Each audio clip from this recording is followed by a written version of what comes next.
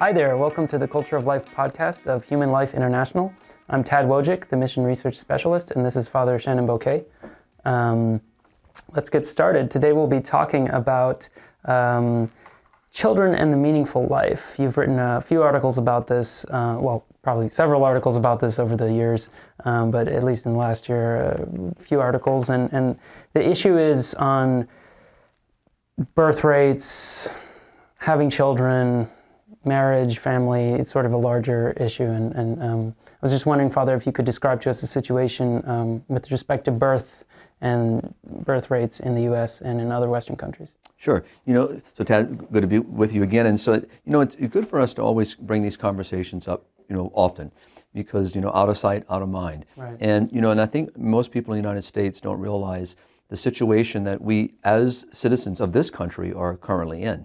And that is the birth rate is very low, and we're not replacing ourselves. So basically, that would mean that if we look at the total fertility rate, which is the average, the woman of the average number of children she can have in her own lifetime, and so that average that's there, right now is about 1.6 in the United States.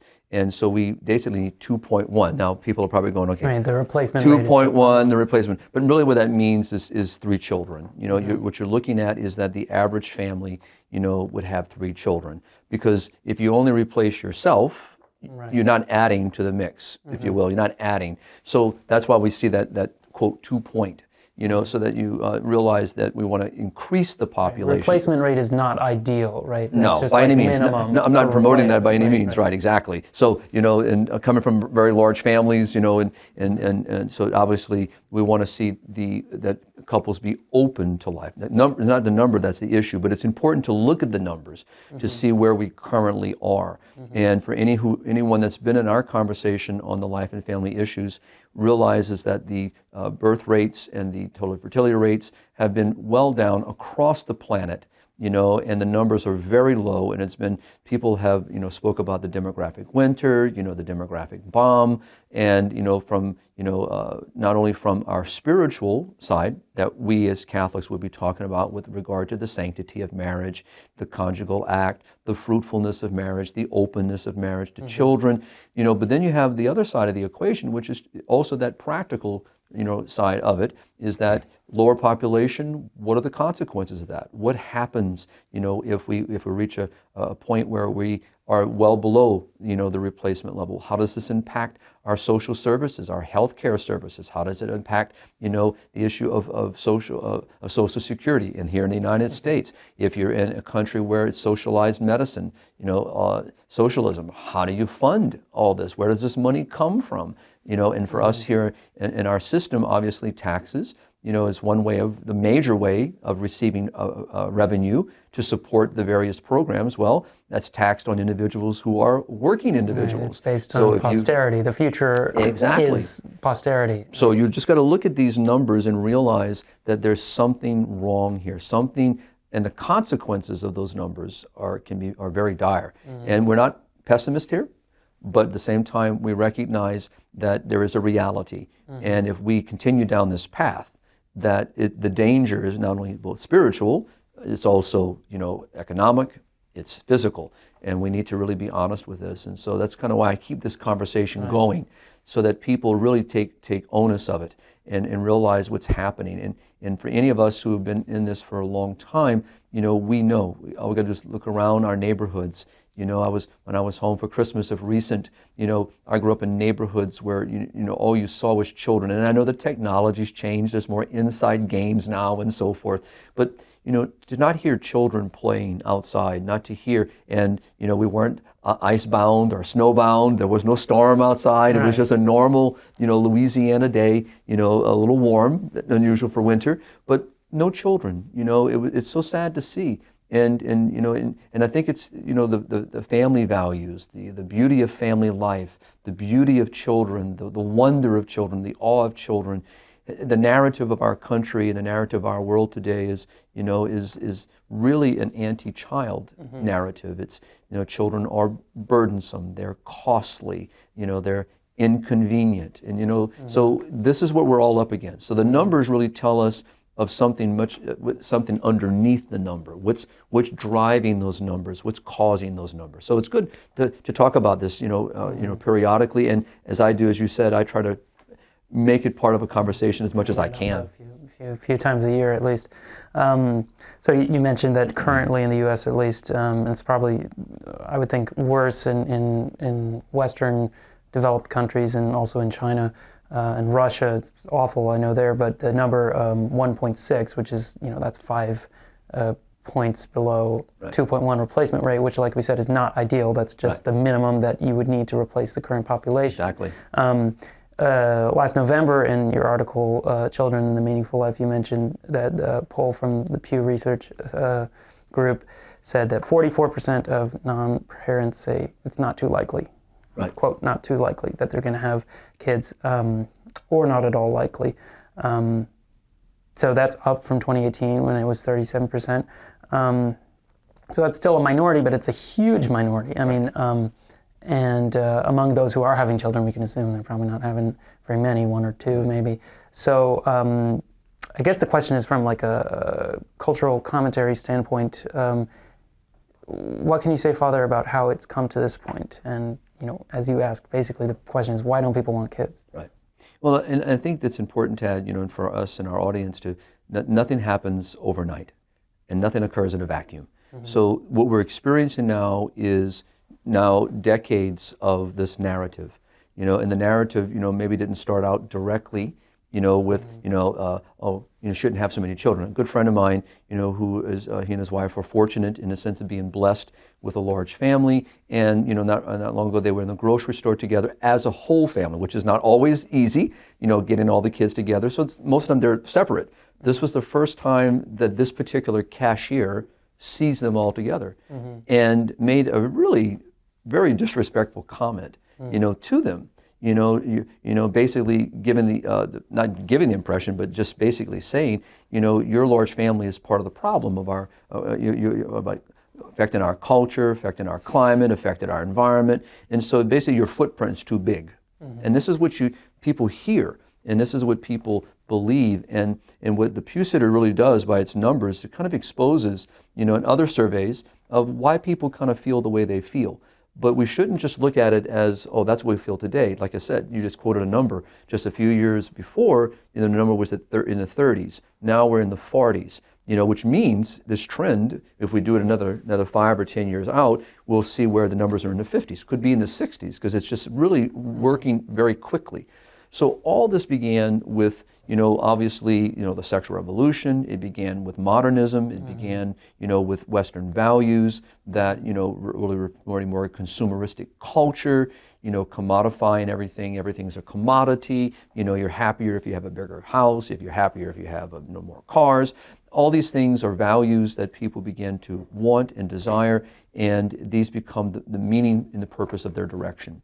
And so as a consequence, the values of family life, which requires a tremendous amount of sacrifice of husband and wife, to raise a family, to care for their family, to house, to feed, to shelter, to provide, and these require sacrifices of husbands and wives. And that in itself is not a value that today is being promoted. Right. And so what you have now is a different set of values. So this has all been stewing, for a long time, and each kind of adding to the pot as each kind of new generation comes forward. And we cannot ignore the fact of the influence of social media. We cannot ignore the fact of the government itself. We cannot ignore the whole contraceptive mentality and industry. That's what I was going to say. That word, that phrase, contraceptive mentality, I've heard that used before, and it seems like it's the nature, because the whole idea of not having children is completely, of course, it was unthinkable to anyone, or having few children is unthinkable to any kind of marriage relationship before basically 1960 or. Well, we know earlier. that contraception has been with us, for centuries, in the sense of its use and its application. But to see today, where obviously with the development of technology, its availability, its readiness, and the whole feeding of that industry. But I think also maybe the desire, or at least the kind of acceptance of it by most people. Right. Really, at this point, Catholics is the only major group that you can label that doesn't Correct. Doesn't, I mean, sure, there are other small Protestant groups, but pretty much it's religious Catholics, because there are plenty of Catholics who are not, in agreement with this teaching, Correct. but observant Catholics who, that is the only population that is, not thinking about, or kind of taking contraception as a baseline, or taking it for granted. And that's where people go back to Paul VI and obviously Humanae Vitae, which really was about family life. He was promoting a good, and people were thinking that the church would change, quote, her teaching, which obviously she could not do. And he says this. And so, but you're absolutely right, Tad. I mean, this mentality, Father Marks talked about this so often. I remember in 1979 when Father Marks, and I know we're going to take a little sidetrack just for a second, sure, but yeah. in 1979 when Father Marks was visiting with now St. John Paul II, and Father Marks was speaking about this. And he just really went through a litany, so when you have this contraceptive mentality, what flows is the abortion mentality. And from abortion, all this contraceptive mentality, we will lead to issues of homosexuality. In other words, the assault on marriage between one man and one woman. The conjugal act becomes assaulted itself, obviously, through contraception and through this mentality. The rupture of the union of husband and wife and their openness to human life. And we'll see also euthanasia. And he just went through a litany. And this is when John Paul really said to Father Marks that if you were to take this message, take this truth, and you bring it around the world, then you will be doing the most important work on earth. And so when you think about that, what John Paul was affirming, obviously, is the perennial teaching of the church, this constant teaching about the dignity of marriage, the beauty and dignity of the conjugal act, and the ends of marriage, and how is this promoted. But again, we're in a culture where now we have, just as you said, the mindset, the saturation of a contraceptive mentality. We have the saturation of a perverse abuse of the gift of human sexuality, where sex is really seen, really as almost an entertainment, just a daily way of life. I've heard of it described by some people with this, in describing their former view before a conversion, actually, that it was it's like a two-player sport. A recreation. Yeah. Right, right. And so you have that, and then you start adding all the other complexities to it. And so the narrative, I mean, look within our industry today, the social media, look in movies, look in how that, kind of, you look on the back of people's cars and you'll see just two little stickers, the husband and wife, and you'll see a pet. You don't see a child. You don't see, and so what happens is this just further advances a narrative. And so here we are where these numbers are really telling us that it's worked. Now, you brought up China, so since you did that, I'll take a moment and just kind of talk about that, and we'll have a chance maybe later on in one of the articles I wrote on this specifically, that China's number, not much better, but it's 1.65. Oh. And people say, wait a minute, how can China be a little better than the numbers here in the United States when it has a totalitarian system? It actually enforces one-child policy. Now people, two-child, and so through vouchers. Recently it was changed to three-child policy, right? But it's all vouchers. It's all based, the government gives you permission to have children now. So think about all that. But what the government of China didn't realize is that they would create a culture.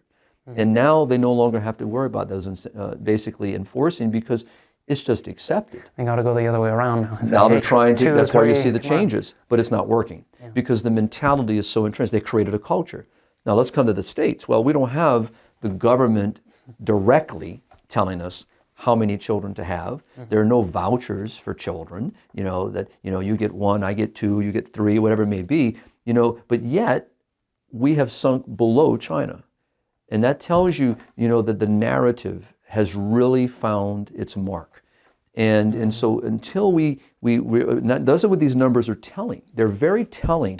And we should not, that's why I like when people start talking about them, because it makes a conversation occur. So let's pause for a second. There are many couples, that struggle to have children. And so let's make sure we kind of look at this. And sometimes, in the pro-life movement, people can leap to an assumption, right. And we need to really pause. There are many couples who are so open to children, want to have children, struggle with infertility, and so we don't see them, and that's something I've seen many doctors and many people now addressing. What's causing that? We see really a rise in the number of cases of infertility. that's another conversation. But it does show you, what's happened, that we have these difficulties within our culture. And so I want to pause, because we shouldn't ever leap that when we see a couple that doesn't have children, they must be contracepting, but it may be completely untrue. And so that's why we should never make any judgments and any assumption. But at the same time, we need to have this kind of conversation, because, we need to talk about, the marital, the conjugal act and the marital embrace, and talk about all this. Right, and one of the promises of marriage is that it will be fecund, right? So meaning having children, fruitful. Right. Well, the command of the Lord. So but it's also just the idea that many people are afraid to have this conversation. And I know sometimes pastors and priests, and this is a difficult conversation, because the culture has been so strong that if Father gets up and talks about this, and just generally talks about, openness to human life, and addresses the contraceptive mentality, he might find himself, assaulted, and people speaking ill of him, letters to the bishop, how dare you talk about this? But this is a truth that needs to be spoken of. It needs to be talked about, and not, once a year. On marriage, when we have the week dedicated to the promotion of marriage, or whatever they call those Sundays when they have a little theme attached to them. It should be a consistent teaching, a constant teaching, and we need to work with young adults, and help them, to understand if they're called to the marital life, what the meaning. So there's so many things those numbers, Tad, are telling us. Right. And that's why I'm spending so much time with it, and to pause to look at them, so that we can learn what can we learn from them, and then what can we do to address them, because we're not going to change those numbers overnight. We're not going to miraculously shift the pendulum, just because we have this wonderful podcast and people are going to start listening. I would love to see that, but we need to carry that narrative to a larger audience, and we need to bring it to bear on the larger, what I would call the pulpit, the larger platform of the church, and talk about this. That's exactly right on the money, Father. Thank you, and that's why you've made this a priority in your own writing and speaking, but. As far as the larger picture of the kind of question of marriage and human sexuality, we talk about kind of this it's even this phrase itself is kind of a byproduct of the contraceptive mentality. The decision, quote, decision to have kids, right? It used to not be a decision, or the decision was based on abstinence or engaging in sexual activity with your spouse, but this idea of sex as pleasure alone, right, and not as having responsibility attached to it, or any other meaning. In a certain sense, that itself is kind of a falsehood, right? Because that's like saying children are opposed to pleasure, right? Why would sex as pleasure preclude children in the first place, right? I mean, children are some of the most wonderful, pleasant people to be around. Well, think of it this way, like one doctor said so beautifully, the gift of sexual expression between husband and wife, that is where, and only where, this full gift of self is meant to be shared and lived and expressed. So that's the first thing. Now that goes against the narrative right there. Right. All right? Okay? So that's step one. Immediately I would get nailed to the wall for that. Right. But that is the truth. And so as one doctor that always says that the gift of sexual expression between husband and wife in the conjugal act is about bonding and babies. Double B, bonding and babies. And if we keep that in mind, that it's not, one is not opposed to the other. And so that the realization is that this beautiful expression of love between husband and wife, always open and receptive to the gift of life, is that's always present. It's never not to be present. And so in these moments of life and love between husband and wife, It is always meant to be a welcoming environment, an open environment, a receptive environment, to be open to God's will for them and for them to open themselves to this wonderful gift and expression, the fruit of their love, a child that may be begotten in that moment, not created in the sense of, how we today, sadly, in our culture, a child is begotten and, right. There's gendered. no such thing as a Planned Parenthood in that sense. Right. It really is about this openness, and again, this is a narrative that we're not speaking of, and again, that's why it's so important for us who are working with young couples, working with young adults who are believing they have a vocation to married life, that these are the things we should be talking about and informing and catechizing. And again, we cannot deny, Tad, that the family life of so many people today have been so impacted by the secular vision, so that today we have broken families, we have separated families, we have divorce that's caused its difficulty in family life.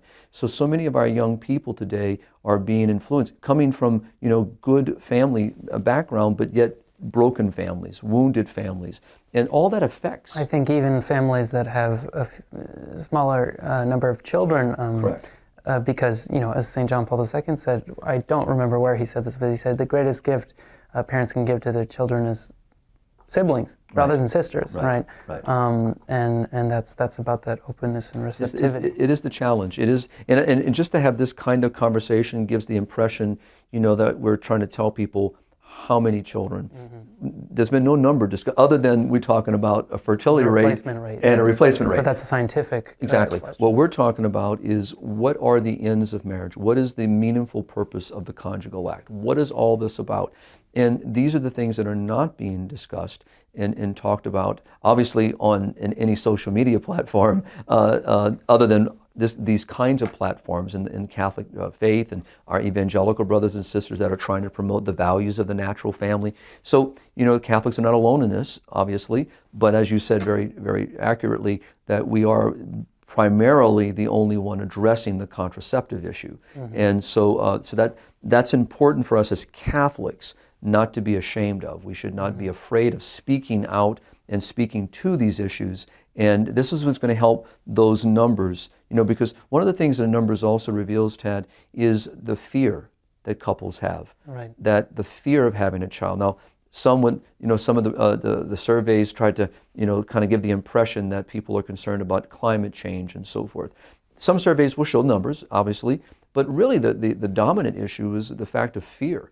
Financial concerns, fear of raising a child, fear of the consequences of raising a child, the responsibility and the commitment. So, but I purposely, and I'm going to turn my page because I want to pull this quote, from Viktor Frankl. That's right. Which I think is such a powerful one, and he says, "Those who have a why to live can bear with almost any how." So think about that. So the idea what Frankl is talking about is that when a couple enters into marriage, they are opening themselves to the full spectrum of what married life is. There's a why. There's a reason. There's a meaningful purpose of why a man and a woman wed and exchange their vows and promise to each other a lifetime of journey and of gift of self to each other, and the openness to children. And that in itself comes with all of the demands, for any of us and knows full well that living our daily vocation comes with its beauty and it comes with its challenges.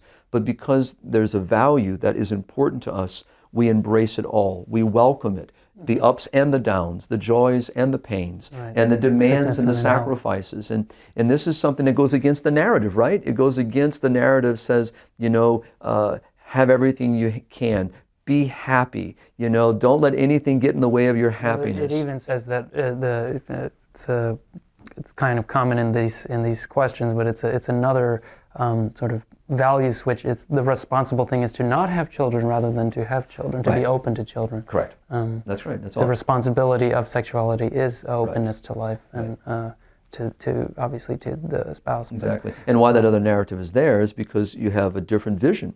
There's a different viewpoint about life, the value of life, the meaningfulness of life, the purpose of life. There's a different value about the human dignity. There's a different value of being promoted by a secular mentality and culture. that sees marriage in a very different vein, a very different view, sees family life itself. I mean, today, the difficulty, again, because of our culture, you have people redefining marriage, redefining family. So today, if you open up secular textbooks, you open up, school books that parents may not even be aware their children are being indoctrinated with. Dictionaries. I mean, you get this full kind of openness to any definition. So you could have, where two men now are a family, two women are the family, the single home today, and not because of being abandoned, but because they choose the single life but still have children. And so all these dynamics are in there. And so all of our young and youth are growing in this environment. Yeah. And obviously the indoctrination that comes from social media, from universities, colleges, schools. This is why what we're doing today really is maybe even considered, down the road, hate speech. You can be considered, disrespectful. You're discriminating. But the idea that we're promoting here is a good. A good that was a good 100 years ago, 1,000 years ago, 2,000 years ago, and will be a good tomorrow and the years ahead. Whether people recognize it, but that's where we're here. We're here because we're wanting to raise the good, put the good before us to consider, to look at, to gaze upon. And we're really shining a light on the awesome power of human love and sexuality, and the responsibility, like St. John Paul II's famous book, Love and Responsibility. Right. It's not about a question of denigrating, in as much as other things are evil, we can denounce them, but that's not the point. The point is to, promote what is good, wholesome, good, holy. True. As Catholics. Right. Exactly. And that's what I love with the church, in that, sometimes in interviews I'm often told, well, the church is always talking against something. No, actually, we're talking for something. We're trying to promote the good. What promotes real, genuine human flourishing? And so that's the conversation. And again, when people are not hearing that narrative, but only hear one narrative, it's a very difficult. So, but again, I think that what's important, and what I bring up in the article is, when people hear like Pope Francis talk about, he says not having children is a selfish choice. This is back in 2015. Just me saying that, if I got onto a radio program and it was an open mic, let's just say people can call in. I mean, even Catholic radio reaches an audience that's not just Catholic. And I've been in those moments. And you say something like this quote, and people immediately take offense to it. But if we only stop and pause and look at what we are saying across the board, whether we're dealing with, the issue of openness to human life, the beauty of conjugal love, or whether we're talking about the issue of euthanasia, abortion, the issue of physician-assisted suicide, all the things that are we're dealing with today, it all comes back down to what is the value that we are promoting, what is the good that we're advancing, and so here what Pope Francis is just saying is a truth that to purposely to intend not to open oneself to human life, to intend that, to purposely do that, is a selfish act. And that is to say, while also simultaneously expecting the physical reward of sexual satisfaction. Right. Exactly. So it's because abstinence is a different choice, right? Exactly. And so, but when we hear that, it's almost immediately people are insulted by that, and instead of saying, why is he saying it? Why would he have why would he want to say that? What is it? And that goes back to Paul VI, in many ways in Humanae Vitae, talking about something that has always been a good, marriage, the ends of marriage, the conjugal act, and to talk about it in such a manner that really elevates the beauty of what marriage is. You talked about that doctor, a friend of yours, who said bonding in babies. That's kind of a slangy way of putting the procreative and the unitive functions of marriage. Bonding in babies. I've started incorporating that. I like that phrase, actually. I think it's very good. But it's important, and the Holy Father is just saying, as you look out and you realize, like John Paul in Evangelium Vitae talked about with euthanasia. So we got the same thing, is, if we have a culture, what he called the culture of death, that doesn't see the value and the beauty of life, and doesn't see the meaningful purpose of life, and doesn't see its full spectrum of what it offers and what life really is, and what we're moving toward and what we're participating in, then we're going to get to the end of life. And if I didn't value life here, and I was closed to life, and I was selfish here, what would things going to happen over here? So when there's a demand upon me to care for my mother, my father, my sister, that same mentality is there. And so it's important to see, how this unmasks itself in human life. And those, like I said, those numbers are telling of a deeper systemic issue. And that's why it's important and imperative upon all of us, all people of goodwill who see these goods and want to promote them. We need to start talking about them. We need people to write about them. We need our theologians to teach about them. We need our pastors to preach about them. We need our Catholic writers and so forth. We need our parents. Everyone's got to come to this table and to talk. When I was, and I still celebrate weddings periodically, mostly now for friends, because I work and serve Human Life International full time. So I'm not in parish life. So I don't have the availability that I once had.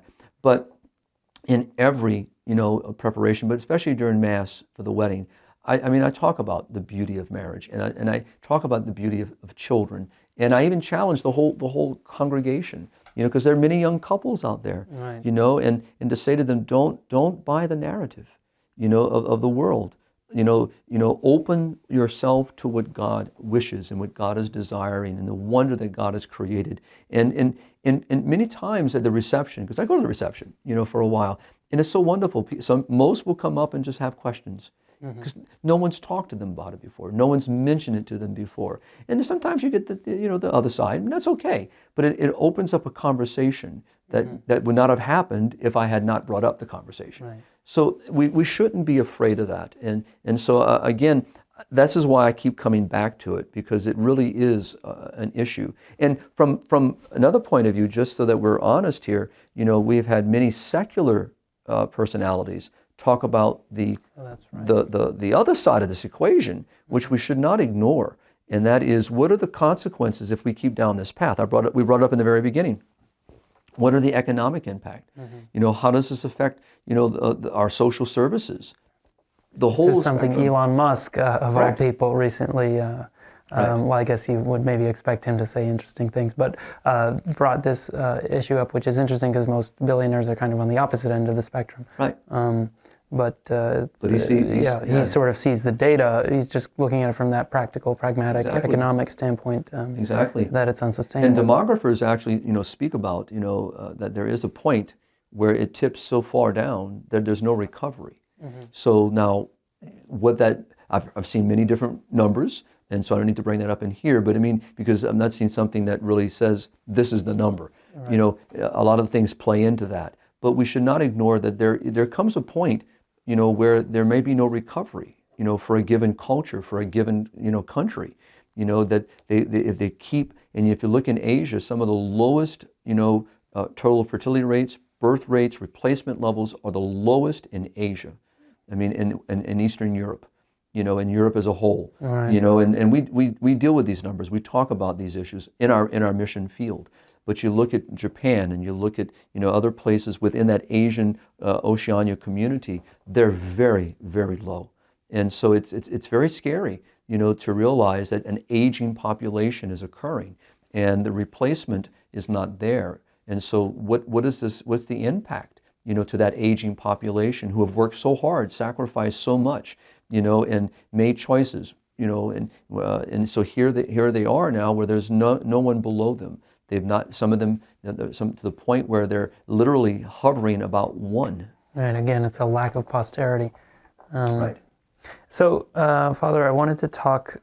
You brought up the quote from Viktor Frankl that you had in one of your articles, "Children and the Meaningful Life." I'm going to match you with a quote of my own, sure. Because it was from G.K. Chesterton, one of my favorite authors. This was from an essay of his in defense of baby worship. Sure. As kind of tongue-in-cheek. The two facts which attract almost every normal person to children are, first, that they are very serious, and secondly, that they are, in consequence, very happy. They are jolly with the completeness which is possible only in the absence of humor. The most unfathomable schools and sages have never attained to the gravity which dwells in the eyes of a baby of 3 months old. It is the gravity of astonishment at the universe, and astonishment at the universe is not mysticism, but a transcendent common sense. The fascination of children lies in this, that with each of them all things are remade and the universe is put again upon its trial. As we walk the streets and see below us those delightful bulbous heads 3 times too big for the body, which mark these human mushrooms, we ought always primarily to remember that within every one of these heads there is a new universe, as new as it was on the 7th day of creation. In each of those orbs there is a new system of stars, new grass, new cities, a new sea. This is a beautiful meditation on what it really means, because we talk all the time about the sanctity of life, the dignity of human life, the beauty of new life, openness to it. It seems to me that kind of a denigration of childbirth and more children is a denigration of personhood and the newness of creation, like G.K. Chesterton mentioned, in new life, an unrepeatable person, right. Like scientifically unrepeatable in the DNA and everything. Right. That it seems to me that how can we? It's a lack of wonder, a selfishness. I don't know, some kind of closed offness. How does that? That seems to be a spiritual issue to kind of broach that with people. Sure. Sort of like I don't know. Well, maybe we can look at it a couple of ways, and this may be a way of trying to, connect it to another spectrum of conversation. That would be, when you ask, like in the mission field in Africa, I'll often ask, meeting with religious, what made you decide to respond to this call? Inevitably, because Sister so-and-so was so happy. In other words, the reason why I'm bringing that, compare it to this, is the wonder of life. Right. The beauty of that individual, the impact of that single individual, the wonder that individual brings to all of creation, the skill, the ability, the creation, the creativity, all that this child and this person is going to bear in that life, the impact of that one individual is something we should not ever diminish or take for granted, and the realization that each one has so much to bring to the human family, and to see that awe, which a child does, and a child brings, and I often say this as well in these kinds of conversation, that our young people need the wisdom and the wonder of our elderly and our older people who have walked the path of life, experienced different things. They bring that wisdom to bear, but our older people need the creativity, the joy, the wonder, the energy, the vitality, all that the young bring. So to me, I when I consider what Chesterton says, I look at that in all of its wonder. And to like you said, Tad, each person is irreplaceable, irrepeatable. And that, to lose a life, and just naturally, is we are far greater for having had this life, but we now are less for not having this life present to us. And so we keep their memories alive because they were of great value.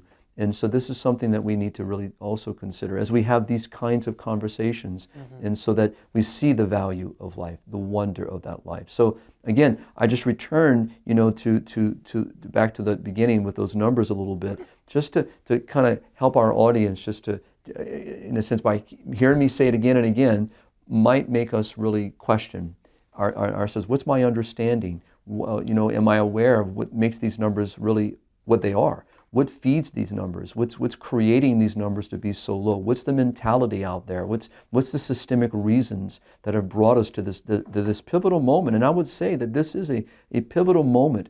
In the United States, it's about 5 years now that we have been below the fertility rate. We're burying more people than we're giving birth to.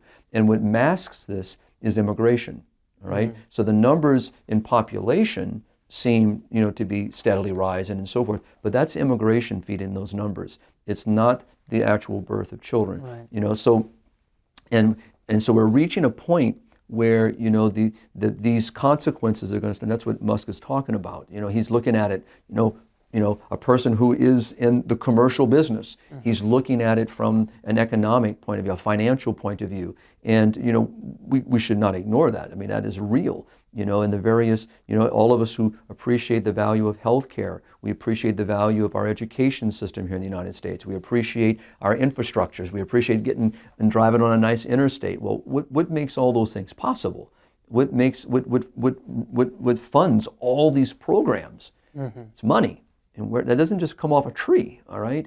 And so I don't want to also make the human person into a thing. We're not saying that at all either. A person is not a commodity, and we shouldn't treat human life that way. But there's value in work, there's value in labor, value in the person, and what they contribute, in the skills and the talents and all that they bring into this conversation. So, and in a way, even though Musk is not talking about the spiritual components and the dignity component, he is bringing up, the fact that those issues are part of that conversation. It hinges on the same question. Amen. Yeah. Okay, Father. Well, thank you very much. I think I just have one last question. Sure. If you could, maybe there's people in our audience who are discerning marriage, or young Catholic couples, maybe not Catholics, just young couples wondering about whether to have children or not. What advice do you have for them? What encouragement do you have for them to embrace openness? So to couples who are preparing, let's say that they're right now just casually, dating, deciding where life has taken them. First of all, if you feel within your prayer in your heart that marriage is what you feel called to, and this is what you're moving toward, this is the time to start praying for that individual, that person that you're going to be able to spend your life with and share your life with, and to live a sacramental life with, to live a life in God, in the beauty of marriage. Start praying, and being open to that person, and it may not always fit, the little box that people create for themselves, but to be open and to pray that one's vision will see that and recognize that individual and respond, generously to that. And then for couples that already moving toward marriage, and maybe they're now into that stage where they've made a commitment, they might be engaged. This is also the time, to start really, and hopefully they already have been, but now that they are moving in that stage, is to start praying. Lord, we're open, to the beauty of life. We want to be a family. We want to have children, and so it's not a question of praying, for a number. The question really, or the issue really is, it's just expressing an openness and trusting God, and trusting, that we'll use our gifts wisely and prudently, and that we will be good stewards, of ourselves and couple, and welcoming, what God may, and what we may think may be some kind of number. Again, I'm not pushing number by any means, but to be open, not to even consider that. I mean, it's good to talk about. I mean, a great story you hear from so many couples that I've come to know over the years, and say, when we start first dating, we talked about, being open to, 3 or 4, maybe, children, and here we are now with 7 or 8 later, and so grateful that we did this, and then. And so, but again, it's not a question of the number. The question is the openness, the receptivity, the self-giving that marriage is, and the conjugal act that is always welcoming and always open and always receiving, and it's a mystery too, because absolutely. It's God's work, right? That really brings absolutely. a new life. And to realize that, that's what I would encourage couples preparing, couples that are married, and maybe, so let's start with couples who are struggling with infertility. The church has some beautiful teaching on this and some moral guidance, and I would encourage couples that may be struggling with infertility, that may not even be aware of what the church teaches morally on these issues, and the guidance that the church offers, that, if there's a question, it'd be very good for them to look into what does the church say and what does the church offer. And she does offer some wonderful assistance in assisting couples in having children morally. There are a lot of things that are immoral that are out there, like in vitro fertilization, and those things. Surrogacy. Exactly. We need to make sure that these are off the table, and they're not morally permissible and not morally sound. And so we need to make sure we help couples. And then those couples that that are open to children, and maybe already have a couple of children, and thinking, hey, we're done. I want to just challenge it. I'm again not going to talk about a number, but just not to be closed. To be open to the beauty of life. And there's so many stories I could share. Time doesn't permit, but I remember it was one couple in particular I'm thinking of right now Their youngest child is graduating this year from high school, and I baptized almost all their children, but one. And I jokingly, and it's jokingly in the family that I'm the reason, for quote the last two, and not from the reason, other than by a prayerful encouragement, of course. But I always question, watch how you say that in public forums. But the idea of our priests need to encourage, and I did, and I didn't do it in a public forum. I didn't make fun of them, but I just said, don't be afraid. You might think that that the number of your family is now coming to an end. Don't be afraid. Don't be open. And to hear them today saying, what would life be like without these two blessings that we had beyond what we thought? And they're grateful. And they're grateful. And then again, at the same time, is where the church comes in. We have families that really struggle. They really have a difficult time. This goes back to the me. What am I doing to help? And help families that maybe have difficulty. Maybe they have a large family having difficulties, with that family. Where do we come in? How do we help our neighbor? How do we help our families? How do we support them? So this is a conversation that has to happen in our parishes, in our dioceses, as a church, as a community, and to realize that, it's how do we help each other, support each other, and not having a cashier make fun of you because you come in with 5 or 6 or 4 children and be belittled because you are making too much of a footprint, in their judgment, and so we need to counteract that, and I'll tell, and I think it's so important that that we support our families, and so thank you, Tad, for bringing up that point, because we need to walk with people from those early days, and talking about abstinence and chastity, and then if we're moving toward a vocation to married life, what does that look like? How do I respond to quote unquote dating? When do I start dating? All those things, we need to be there to walk with those journeys. And our Newman Centers and many of our Catholic universities do a fantastic job with this as well. And so, but we need to continue to build, those conversations. And I really believe that the more that the church, through her ministries, through the goodwill of people, we can support families, we'll see those numbers change. Because it's like anything else, like the religious sister. Why did you become a sister? God called me. That's the first one. But because Sister Josephine, Sister, Anne, was so happy, it was infectious.